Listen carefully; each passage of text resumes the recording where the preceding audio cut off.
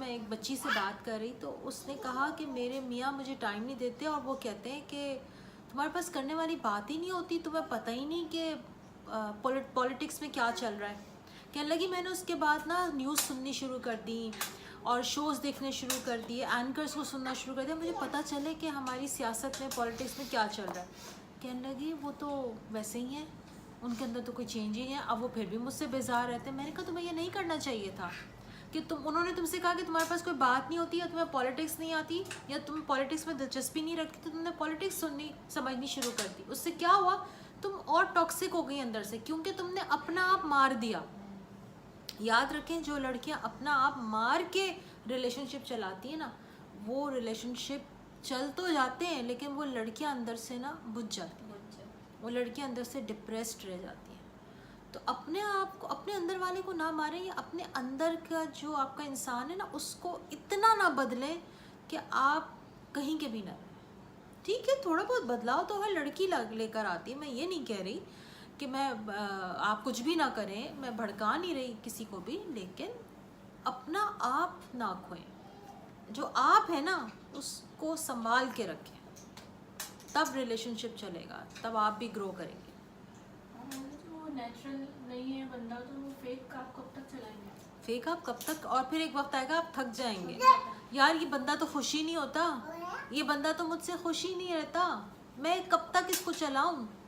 فائدل لوگ سمجھتے کیوں نہیں اس بات کو کہ یعنی کہ آپ میڈیا پرسن بھی ہیں اور آپ لوگوں کو سمجھاتی بھی ہیں, لیکن پھر بھی لوگ سمجھ نہیں پاتے. اتنے آپ جیسے لوگ اتنے ٹی وی پہ بھی کہہ رہے ہوتے ہیں کہ یعنی کہ اپنا سیلف بہت امپورٹنٹ ہے, لیکن جو ہے نا پھر بھی نا ہم لوگ پہلے ہماری مائیں ہمیں دبا کے آدھی چیزیں ہماری ختم کر دیتی ہیں, پھر ہمارے فیملی بیک گراؤنڈ ہماری آدھی چیزوں کو ختم کر دیتا ہے, پھر ہم شادی کر کے جب جاتے ہیں تو وہاں پر ہم اتنے ڈیمیج ہوتے ہیں کہ چیزیں ایسے نہیں ایسے کرنی ہے, شوہر کے مطابق کرنی ہے, اس کے مطابق جینا ہوتا ہے.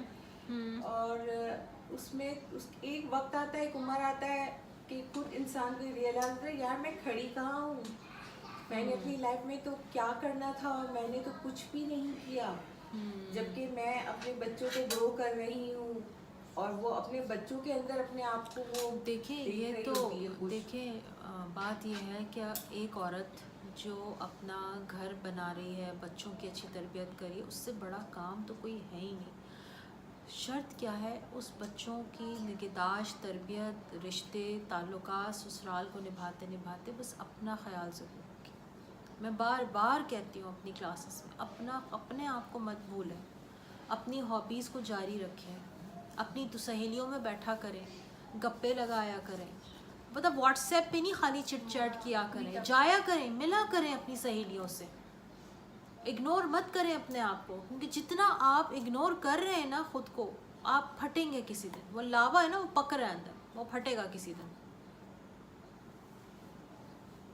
نکلیں گھر سے. ہم یہاں کیوں بیٹھتے ہیں مل کے, میں اسی لیے بار بار کہتی ہوں کہ آئیں بیٹھیں, آپ ہلکا محسوس کریں گے اپنے آپ کو, آپ کا ذہن ڈائیورٹ ہوگا, آپ 4 باتیں سیکھ کے اٹھیں گے, اور 4 میں سے ہو سکتا ہے آپ ایک پہ امپلیمنٹ بھی کر لیں, تو آپ کی تو زندگی سنور گئی نا. اللہ تعالیٰ نے آپ سے کوئی بہت بڑا کچھ تھوڑی مانگا ہے. اللہ نے تو کہا ہے چھوٹا کرو, اس میں اپنی نیت کو خالص رکھو, اللہ کے لیے کرو, کسی کو دکھ نہ دو, عاجزی اختیار کرو. اللہ نے تو اتنی سمپل چیزیں بتائی تھی کرنے کے لیے, ہم نے تو دین کو اتنا مشکل بنا لیا.